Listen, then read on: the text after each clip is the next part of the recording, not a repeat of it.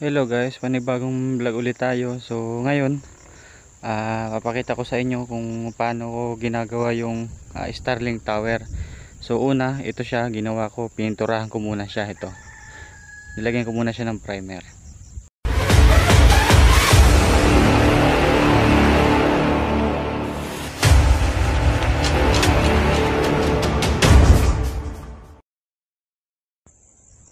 So yan, nilagyan ko muna siya ng primer. Yan. So kagabi, nilagyan ko na siya ng epoxy primer para ngayong lalagyan natin siya ng kulay. So maging kulay nito is kulay red and white. So bali ang gagamitin ko dito is ito lang 5 piraso. Yan lang 5. Tapos itong isa naman kasi is gagamitin ko doon sa akin tower. Yan, magdudugtong ako ng 10 feet. Yan. So yan. Yan, ganyan siya. Yan. Bali ang haba niyan bawat isa is 10 feet, 10 feet. So 50 feet lang kasi ang standard na kasamang cable ng Starlink. So 50 feet lang din yung itatayo nating tower para sa Starlink. So subaybayan nyo guys kung paano ko siya ginagawa.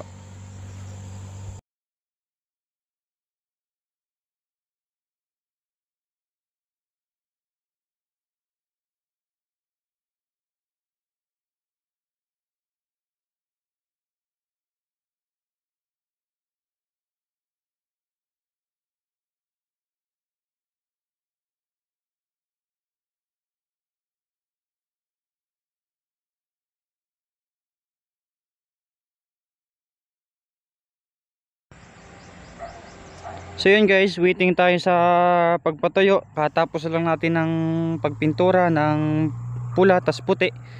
So papatuyo lang tayo ngayong araw. So sana isang araw lang pagpatuyo ito kasi medyo matagal siyang matuyo kasi meron siyang epoxy primer na na first coat. So yan yung top coat natin, red white. So ang bali ang gagamitin natin is ito lang 5. Yung 5 lang yan. So itong isang puti is separate yan kasi mas mahaba yan. So yan kasing puti na yan is doon natin i-install yan sa ating tower. Yan. Kasi yung nasa ibabaw kasi yan is pula. Yan. Puti tas pula. So dudugtuan ko pa ng another 10 feet yan. So kaya may pasobre yan kasi itong sleeve niya na isa. So sarado kasi ito. Yan. Dito ko kasi ilalagay yung yan. Diyan ko kasi ilalagay yung yung antena ko na isa.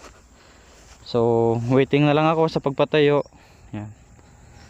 And bali ang nito is ang unang nito, ito yung pinaka base natin, ito yung mauuna. So susunod tong puti, sunod ulit pula, sunod puti, so sunod pula. So ang magiging dulo nito is pula. Yan. So ready na rin yung ating adapter para sa Starlink natin. So yung ginawa natin na ito, yan, ready na to. So ito is aluminum, so hindi to kakalawangin. So itong lock nya is stainless. So yung itong butas na to is diyan lalabas yung ating diyan lalabas yung cable ng Starlink. So makikita nyo yan. So stay tuned sa progress ng ating paggagawa ng Starlink Tower. So abangan nyo guys yung natin susunod na dito sa video. So yun, ito na yung ating pipe na gagamitin. Tuyo na. Yan, napatuyo na natin siya. So dadalhin na namin sa site to para ma-install na. Yan. Yan siya, tuyong-tuyo na. Tuyo na siya. Buti umaraw. Yan. So dadalhin na lang namin sa site. So yan, dito na kami sa area. So dala na namin ng lahat ng gagamitin. So andito yung stainless cable, yung stainless turnbuckle, so pati yung mga GI pipe nandito na rin. Ready na yan. Ready na siya. Yan. So nakita nyo 4 na lang. So kasi nandito na yung isa. Ayan. Nandito na yung isa naka na. Pero wala pa tong wala pa yung banting. So lalagyan pa natin ng banting to. So stay tuned. Yan, minadala na yung banting dito sa Tigi-isa na. Yan. Stainless cable yan. Hindi yung kakalawangin.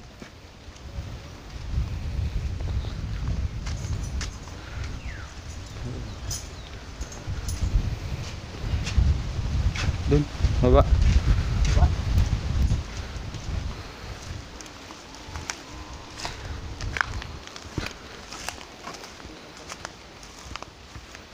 Yan. Diyan yung isa. Medyo malayo.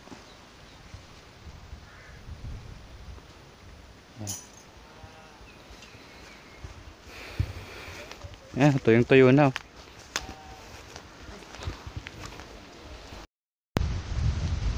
So yun, doon naman siya sa kabila. Yun, doon naman siya sa kabila naghigpit. Yan. Nung una doon. Yan, sunod doon na siya. Yan o.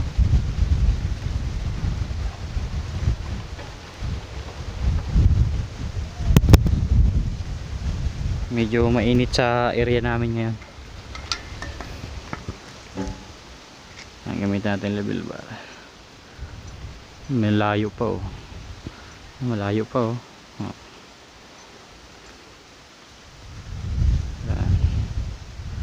Kunti-kunti lang. So yung process niyan is ganun pa rin. So pakahigpit nito, kukunin yung puti. Yan. Tapos sasampa ko na diyan. Iakit ko na ulit siya. So ganung ganung process lang. 10 feet ang ginagawa ko. So ito pala, iba nagtatanong, nilalagyan ko daw ba ng butas yan? So yan, wala pong butas yan. Wala pong butas yan. Yung sinasabi nilang lalagyan ng bolt. So wala pong bolt yan. Yan. Kasi ang purpose kasi kung bakit walang bolt, unang-una sa lahat, pag may bolt kasi, yan kasi yung pagsisimula ng kalawang. So mawawalan ng tibay yung tubo. Okay na yan. Next na lang dun, sunod. Kaya hindi ko siya nilalagyan kasi ito kasi pag nilagay mo siya ng banting is ito, babao na siya dun sa receiver nito. Yan. Babao na siya dyan. So hindi na siya iikot. Kahit ngayon hindi na siya maikot. Oh. Matibay na oh. Kanina naiikot pa yan. Oh. Wala na, hindi na siya maikot. Ito yung last na malalagyan ng banting namin. Yan.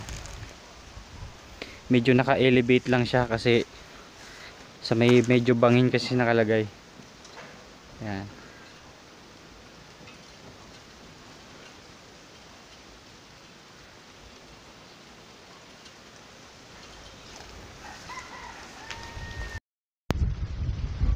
Pantay mo lang yung gamay.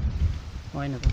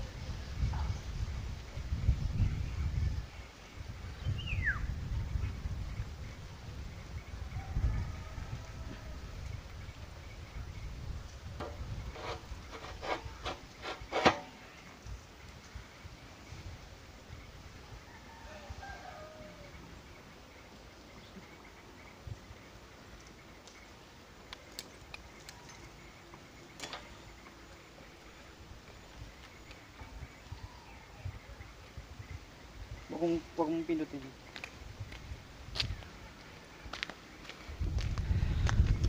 Ayan, naitayo ko na yung pang 20 feet. Ayan siya. Ayan. Taas na kagad oh, 20 feet pa lang.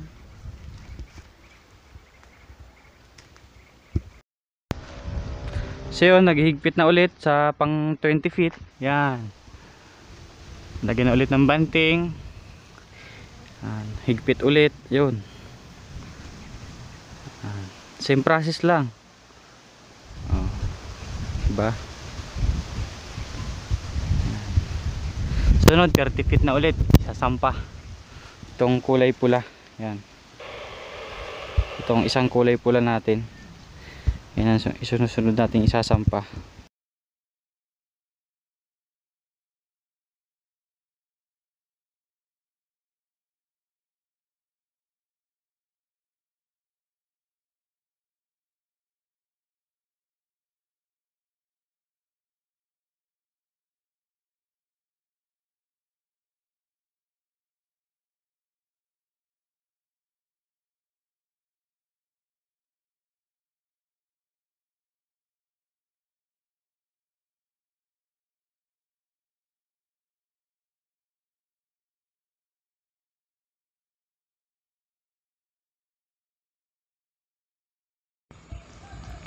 So yun, naka 40 feet na kami. Yan. So baka bukas na namin maikabit yung pang last. Ito siya. Yan, kasi ang nangyari kasi is yung yung sanga tatamaan kasi siya ng isa pang banting. Kung maglalagay namin yung isa, tatamaan siya dyan, tatama sanga. So ang nangyayari, papaputol namin yung isang sanga na yan para hindi siya tamaan. So yan, 40 feet na, okay na. Tuwid na tuwid yan, oh. Tuwid na tuwid. Yun, oh. Tuwid na tuwid siya. Oh, diba? Yan. So baka bukas na namin ma-install yung pang last. Yun, oh. Solid. So next na natin bukas. So yun, natapos na namin yung pang last. Di ko na rin na videohan yung pang 50 feet kasi medyo minadali namin kasi meron kasing sanga na pinutol ko to. Hirap, medyo malaki dun sa may kasi tinamaan ng banting eh. So yan, pakita ko sa inyo. Ayos na siya, yan. 50 feet na siya. Yun. Yan, 50 feet na. Alright, tuwid na tuwid yan. Oh, tuwid na tuwid yan, 50 feet. Yan. Stainless niyan. Yan. Stainless yung turnbuckle niya. Yan, pleto na, 5. Oh. Yan. So abangan nyo mamaya, siguro kabit namin yung pinaka Starlink sa pinakadulo na yan. Kalagay ko yan yung Starlink sa pinakadulo. So abangan nyo lang guys. So yun guys, ito na, dala ko na yung Starlink na i-install ko. Ayan, ito na siya. So kung napapansin nyo is wala na siyang kasamang paa, no? Tinanggal ko na. So kasi ang ginawa ko kasi is hindi na ako gumawa ng parang angle bar yung pinapatungan niya ng paa. Hindi na siya nakatornilyo. So meron akong adapter doon na aluminum. So doon na siya ikakabit. So ang ginawa ko rin ito kanina, hindi ko na rin na videoan eh. Yan, ito yung niya, hinihingal pa ako. Ito yung stainless box natin na nilagay. So solid yan, hindi yan kakalawangin. Medyo basa pa yung pintura nyo. Ayan. So yan, safe to kasi meron siyang kandado. Ayan. Pagod ako. 50 feet nga pala to guys, ginawa natin. Ayun. So aakitin ko, i-install ko to. So yan, kasama ko si Bayaw. Yan, pumalupitan nating harness, oh. 4 na kilo yung bigat. Yan.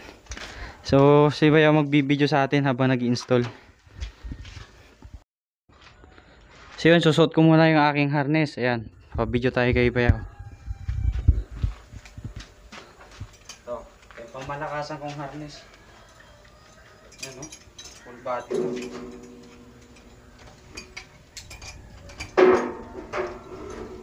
Kulang-kulang 4 na kilo bigat. Ay!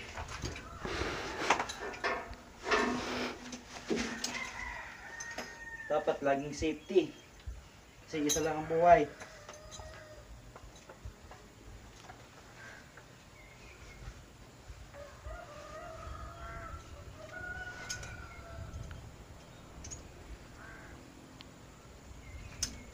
Tapos na.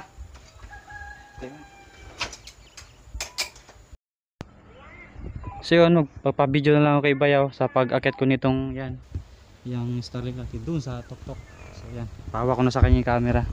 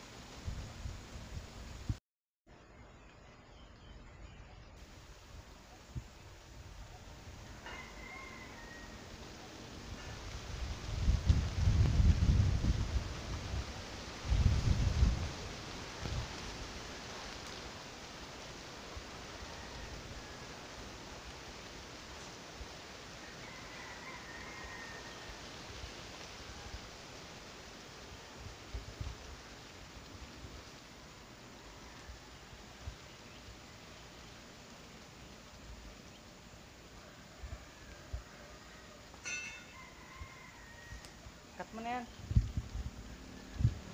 Cut mo na. Ito yung pinakamalinis kong nagawang Starlink. Naku, pwede naman palang lagyan ng bracket. Ha? Lapit mo lang. Set mo lang sa auto. Yung kulay pula.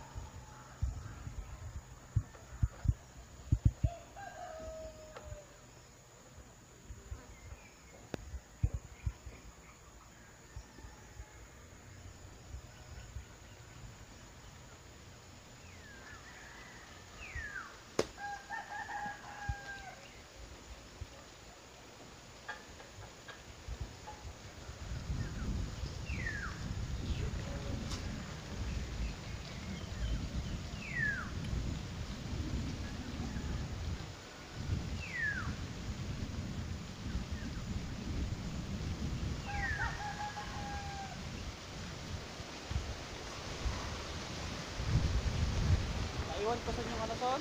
Alin? Yung electrical tape. Na puti. Nilaglag ko na pati yung tali. Nasa bulsa mo ah. Ya. Lang.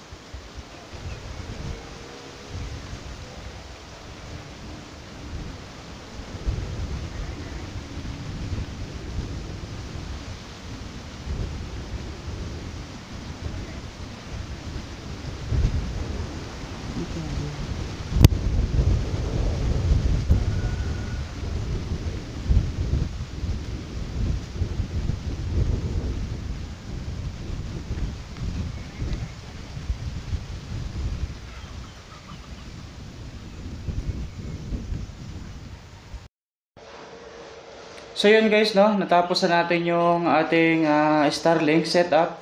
So ginawa natin is sinular powered din natin. So ayan, kita nyo, meron siyang dalawang battery na tig ano yan, tig 200 Ah. Tapos ginamitan ko siya ng